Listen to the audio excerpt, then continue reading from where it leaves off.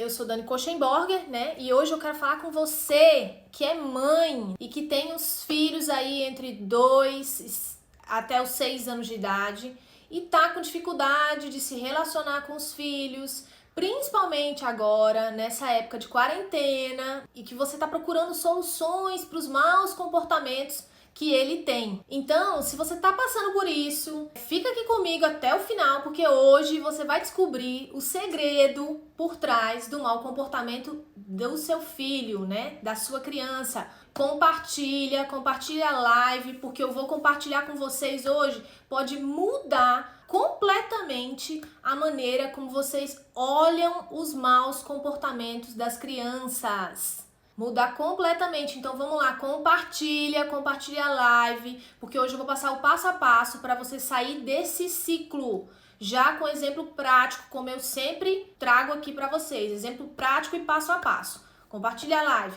Então essa é a nossa quarta e a última live que eu fiz especialmente essa série para ajudar você nos primeiros passos, né, para sair desse sufoco, da rotina, do dia a dia com os filhos, né? E eu recebi feedbacks maravilhosos, gente. Eu fiquei muito contente, muito feliz. Você ter me acompanhado até aqui, né? Eu fico muito feliz em ajudar vocês, de verdade, de verdade. Eu agradeço cada um que esteve aqui presente nessas nossas 4 lives. Muito obrigada mesmo. Você já deve saber que a maternidade, ela é linda, né? Mas não é fácil, né? Todas as mães enfrentam problemas, né, para encarar, quando a gente vai encarar esse desafio de criar um filho. Além do alto nível de estresse que a gente tem, que a gente sente por causa das outras áreas da nossa vida, seja do nosso relacionamento com o nosso marido, seja do trabalho, seja das tarefas de casa, do trânsito que a gente enfrenta, dos nossos hormônios. Os filhos são, vamos dizer assim, caixinhas de surpresa. E às vezes é tanta surpresa nesses comportamentos, né, tão inesperados que eles têm, né? Não é verdade, gente? É uma caixinha de surpresa criar um filho, né? E isso faz com que o nosso nível de estresse, né, fique ainda mais alto. Mas infelizmente, esse nosso nível de estresse ainda pode piorar o comportamento das crianças. E aí o grande problema é não ter clareza de como se comunicar com elas, né? Como agir e onde colocar o foco. E mais uma vez, eu tô aqui para te ajudar a enxergar de onde vem esse mau comportamento do seu filho. E eu começo te dizendo que, infelizmente, a maioria das mães vive o que eu chamo de síndrome do Titanic. Titanic, Dani? O que o Titanic tem a ver comigo? Pois é, o Titanic. E eu te pergunto, o que foi que fez o Titanic afundar, gente? Foi um iceberg. E qual que foi o problema? Eles enxergaram só o que estava em cima da água, né? E o que estava embaixo da água, que era o resto do iceberg, não enxergaram. E foi isso que fez o Titanic afundar. E nós também afundamos quando a gente comete o erro de enxergar só o mau comportamento das crianças. Pois é, e a gente acaba o quê? Faz o quê? Afunda. Então aqui vamos imaginar o iceberg. A ponta do iceberg é o comportamento da criança. É só o que a gente consegue ver. Quando uma criança ela tem um comportamento de bater, por exemplo, né? Isso é só a ponta do iceberg. O bater é o que a gente consegue ver. Mas o que a gente não tá vendo, né? O que tá por trás desse comportamento? O que está embaixo dessa ponta do iceberg? Fala pra mim. E aí é que a gente precisa explorar pra gente entender o que está acontecendo e saber como agir e como lidar com essa criança, né? Então, essa criança ela bateu por falta de recursos para lidar com as próprias emoções? Qual é a idade que essa criança tem? Qual que é a fase de desenvolvimento dessa criança? Ela bateu porque ela não tem maturidade ainda, né, suficiente para controlar os seus impulsos? Ou será que ela tá só com sono? Ou será que ela tá cansada? Ou será que ela tá querendo alguma atenção? Será que não é porque ela tá tendo muitos estímulos? Outra pergunta: quais são as crenças que essa criança já desenvolveu, dizendo para si mesma o que ela precisa fazer para se sentir aceita, para se sentir importante, para ser vista como um membro da família de verdade, né? Quantas perguntas a gente pode fazer a partir disso? E aí a criança, ela tá o tempo todo lá pensando, sentindo, decidindo sobre ela mesma, pensando sobre os outros, pensando sobre o mundo que ela tá. E a partir dessas pequenas decisões é que ela vai montando as suas crenças para decidir sobre os comportamentos dela. E aí muitas dessas crenças, né, e desses comportamentos, eles vão acompanhar a criança para a vida inteira. Muitas vão. E aí, a partir dessas interpretações, dessas situações em que ela vai vivendo, é que ela faz isso. É que ela vai formar e vai descobrir o que ela precisa fazer para se sentir aceita, para se sentir amada e se sentir importante. Então, o mau comportamento é só o que a gente vê. É só o que a gente não entende é que o mau comportamento, ele só vai parar quando a gente enxergar o outro lado. E o seu filho vai crescer com essas crenças que talvez ele nunca consiga mudar. Assim como nós, né, a gente que é adultos, né, a gente também tem crenças dentro de nós que pesam sobre as nossas decisões e às vezes para sempre. E a gente precisa fazer o quê? É identificar o que influencia o comportamento da criança. E é isso que eu tô aqui para te ajudar a fazer hoje. O que influencia esse comportamento? Para que você já saiba o que fazer a partir de hoje, né? Para você combater o mau comportamento e não o sintoma, certo? Combinado? Então, o que são esses comportamentos, Dani? Né? Esses comportamentos que a criança tem. Então, os maus comportamentos, eles sempre têm uma causa ou uma crença. Uma das duas coisas. Ou ele vai ter as duas coisas ao mesmo tempo. Então, a primeira são as causas, que geralmente são do ambiente que as crianças convivem, né? Que podem gerar esses comportamentos, né? E a primeira delas são os pais, né? As ações dos pais. E por que, né, que é as ações dos pais primeiro? Porque quem a criança mais convive, né? E aqui eu posso englobar os outros adultos também. Então, aquilo que a gente faz sempre gera uma resposta de comportamento na criança. Sempre vai gerar. E muitas vezes, mais do que a gente possa imaginar. O comportamento da criança, ele tá ligado às nossas ações. E muitas vezes são respostas aos estímulos fornecidos por nós, sem a gente querer. E sem muitas vezes a gente nem saber. E é isso que a gente precisa ficar ligado, né? É isso que a gente precisa ficar consciente. E se perguntar sempre, né? O que é que eu tô fazendo que tem conexão com esse mau comportamento que eu não quero do meu filho, né? Que eu não aprovo, né? Que eu não gosto que o meu filho tenha, que essa criança tenha. Será que se eu mudar o estímulo, eu vou mudar a resposta? Com certeza, gente, com certeza. Outro motivo do mau comportamento dos filhos é a ação dos professores. E olha que eu sou professora. Então, assim, algumas crianças, eles têm comportamentos, né, que são completamente diferentes em casa dos que ele tem na escola, por exemplo. E aí as crianças em casa, elas funcionam bem e na escola não funcionam. E o que isso pode estar ligado? Pode ser a ação dos professores? Pode também. Eu já vi crianças, né, que têm problemas de ansiedade, que roem as unhas, que ficam agoniados, né, mas só quando estão lá na escola. Quando estão em casa, tá tudo bem, tá tudo certo. Então a gente tem que olhar diferente para esses maus comportamentos, né? Será que pode ter uma ação do professor aí? Pode sim. E é isso que a gente tem que acompanhar. Às vezes, também, a gente fica procurando o problema na criança. O quanto mais a gente procura o problema na criança, mais a gente se afasta da solução. A verdade é que a criança, ela é resposta. Ela é resposta ao ambiente, ela responde ao ambiente. A Maria Montessori, né, ela compara a criança com uma planta, que se ela tiver num ambiente adequado, ela vai crescer e se desenvolver plenamente, maravilhosamente, tudo perfeito. E se ela não estiver, e se não tiver tudo perfeito, o que você faz com a planta? Você não muda a planta. Você não pega lá a planta e puxa ela, arranca ela para ela crescer mais. Puxa ela lá para ela ficar maior. Não é assim, né? Você não tenta consertar a planta. Não. Você faz o quê? Você altera o ambiente. o ambiente que essa planta tá. E o que essa planta tá precisando? De mais luz? De mais água? De mexer na terra? De mais adubo, né, nessa terra? Então assim também são as crianças, né? Elas vêm com a máquina perfeita para um desenvolvimento saudável, né? Elas foram criadas por Deus. Nós também. Então, se esse desenvolvimento saudável ele não está acontecendo, eu preciso alterar alguma coisa no ambiente. E pode ser que sejam as ações dos pais, pode ser que sejam as ações dos professores, pode ser que sejam as ações dos avós, das babás e até mesmo dos coleguinhas da escola. É verdade.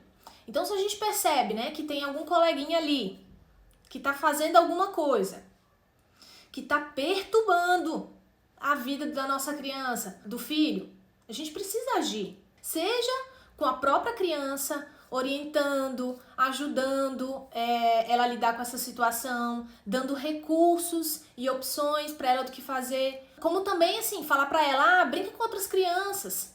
Talvez seja isso, né? Talvez uma mudança de um turno, talvez a mudança para uma outra turma. Também a PNL, né, a programação neurolinguística, para quem não sabe, né, ela diz que os comportamentos, elas são uma resposta de outro comportamento. Então, todo comportamento é uma resposta a um comportamento anterior. Então, se a gente não tá gostando da resposta que a gente tá recebendo das crianças, a gente tem que mudar o que a gente está emitindo para elas. E é claro que isso não só funciona para as crianças, né? Funciona também para os adultos, fica a dica aí para a vida, né? Então, se eu tô recebendo uma resposta de alguma coisa que não tá me agradando, se eu mudar o estímulo, eu tenho grandes chances de mudar também a resposta. E a gente precisa avaliar, né, as opções que a gente tem disponível, né? O que eu posso fazer? Aí, se eu sou de um temperamento, muitas vezes, um temperamento mais forte, muitas vezes a minha tendência é usar a força, o confronto. Que outras opções, então, eu teria para explorar? Já se eu sou de um temperamento um pouco mais tranquilo, eu já tenho, por natureza, por piloto automático, tentar as coisas sempre, levar as coisas na tranquilidade, no jeitinho, e aí, que outras opções eu teria? Né? Deixar para lá? Então, o grande X da questão é a gente aumentar as possibilidades que a gente tem e aumentar as nossas opções. Então, tem uma expressão que eu gosto muito que diz assim, que quando eu só tenho uma opção de comportamento, né, que eu tenho um problema. Quando eu tenho duas opções de comportamento, eu tenho um dilema. E só quando eu tenho 3 ou mais opções é que eu tenho de me comportar, é que eu tenho mais flexibilidade e mais possibilidades, né? Que eu tenho verdadeiramente uma escolha. E é isso que eu quero aqui, né? Eu quero te dar, eu quero que você vá buscando cada vez mais expandir a sua consciência, expandir o seu ser, o seu conhecimento sobre você mesma, né? E sobre a sua criança, para que você possa ter mais opções, né? Tanto para você quanto para elas, mais possibilidades de ação. Então, outros fatores assim que são importantíssimos no comportamento das crianças são as crenças. As crenças. Então, sempre que ela está se comportando mal, isso está baseado em alguma crença que a criança tem. E isso ninguém te conta. Então, geralmente são 4 crenças, né? A primeira delas é uma atenção indevida que a criança tem. Então, a criança está carente, ela está carente de atenção, que qualquer atenção para ela é válida. O mau comportamento está aí. Mesmo que seja com você brigando, com você gritando com ela só quer chamar a sua atenção a todo custo.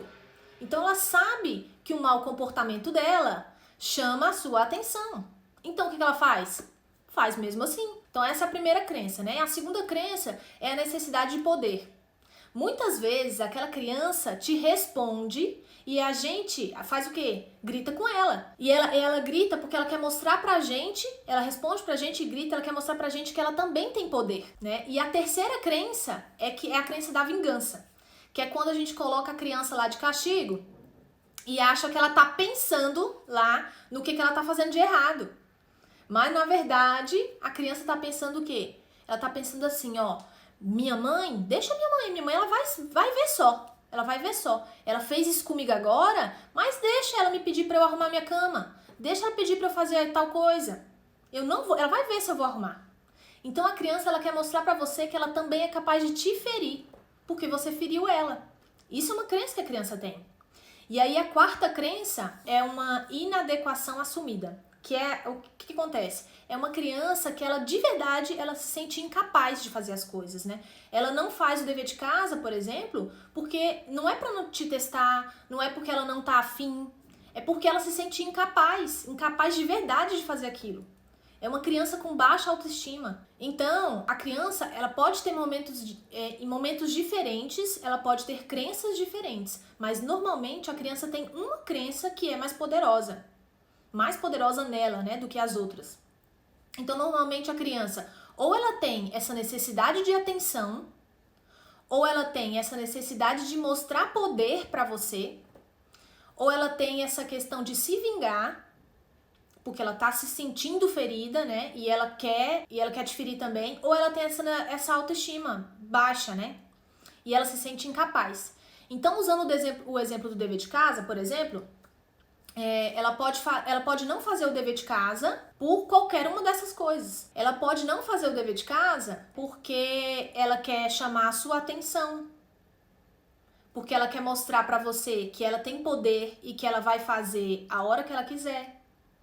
Ou ela pode mostrar que ela não quer fazer o dever de casa porque antes você fez alguma coisa e ela quer se vingar de você. Ou também ela pode querer te magoar. Ela quer te mostrar que ela pode te magoar. Ou então porque ela se sente incapaz de fazer aquilo. E se você não se preocupa com a crença dela, a gente pode pegar uma criança que se sente incapaz e falar assim pra ela: anda logo, eu já mandei você fazer. Você não faz isso que eu mando. E aí vai fazer cada vez mais essa criança se sentir incapaz. Se a gente pega uma criança, né, que tem a necessidade de poder, e aí a gente fica discutindo, a gente fica entrando ali naquela disputa de poder com essa criança, então o que ela vai fazer? A forma de lidar com essa criança depende muito. Depende muito de qual é a crença dela. E isso que ninguém fala, né? A gente precisa descobrir isso. Qual que é a crença por trás do comportamento da criança. Se ela tem uma crença, você tem que lidar com ela daquele jeito. E é por isso que a gente precisa primeiro lidar com a crença para depois melhorar o comportamento da criança. É exatamente por isso. Você tem que descobrir qual que é a crença por trás daquilo. Então, a partir de hoje, todo mau comportamento que a criança tiver, sempre, se ela não quer tomar banho, se ela não quer escovar os dentes, se ela não quer fazer a lição de casa, se ela finge, né, que não tá te escutando, todo o mau comportamento da criança, que não seja esperado para a fase de desenvolvimento dela, né, que ela tiver, você precisa se atentar a qual é a crença por trás desse mau comportamento dela. Porque se você se preocupar em corrigir a crença, o comportamento imediatamente vai melhorar. Automaticamente ele vai melhorar. Então a forma como os pais conduzem as situações influenciam o desenvolvimento dos filhos, não tem jeito. O que eu vou ensinar aqui é para você olhar com uma outra ótica esses comportamentos, né? E aprender a administrar os seus sentimentos para ensinar o seu filho a lidar de uma forma mais adequada com os sentimentos dele. Então a gente precisa aprender a agir ao invés de reagir. Aprender a controlar as nossas emoções pra gente ser o modelo de autocontrole e entender que nós somos primeiro a referência dos nossos filhos, né? E que a nossa forma de conduzir é que engrandece o futuro deles. É essa forma que vai engrandecer o futuro deles. Como que a gente vai resolver isso? Né? A gente vai resolver isso da seguinte maneira. Então, geralmente, a dinâmica comum diante do mau comportamento é o seguinte: a gente primeiro identifica o mau comportamento e aí a gente vai para uma reação, querendo já acabar com aquilo, né? Querendo já eliminar aquele problema. Quando na verdade a gente enche a criança de dúvidas, quando a gente mesmo não sabe o que a gente está fazendo, o que está acontecendo. E a gente fica ali no meio daquele monte de dúvidas, sem saber o que fazer, sem saber como agir. Então, qual que é a dinâmica ideal? A dinâmica ideal, diante do mau comportamento, é o seguinte: você vai identificar o mau comportamento e entender que ele é um sintoma.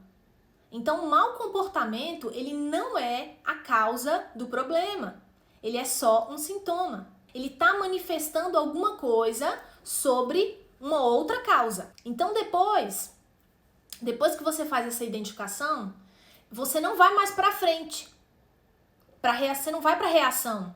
Você faz o seguinte, você volta para a causa, para entender o que foi que aconteceu e que gerou aquele sintoma. Uma vez que você identifica esse sintoma, né, essa causa, na verdade, aí sim você vai para a reação. Você vai para o que é o tratamento. Você não vai reagir sobre o sintoma, você vai reagir sobre a causa. E a mesma coisa que se seu filho tiver com febre, você vai lá e coloca um saco de gelo assim, ó, na cabeça dele, na testa dele.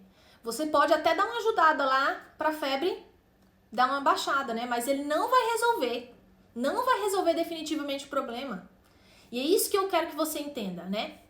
Então, que a criança, aquilo que está causando a febre da criança, você não vai ajudar. Você não está agindo na causa. Aí sim, se você descobre qual é o problema da febre, você vai poder combater isso. É a mesma coisa. Então, eu vou ensinar aqui o passo a passo para vocês encontrarem a causa do mau comportamento.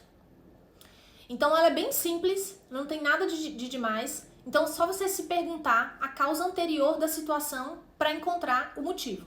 Então, por exemplo, você acha lá que o seu filho não guarda os brinquedos e tá super bagunceiro. Então, você se pergunta, por que ele tá bagunceiro? Né? Porque ele você vai para trás, ele não coloca as coisas dele no lugar. Aí você pergunta novamente usando a resposta anterior. Por que ele não coloca as coisas no lugar?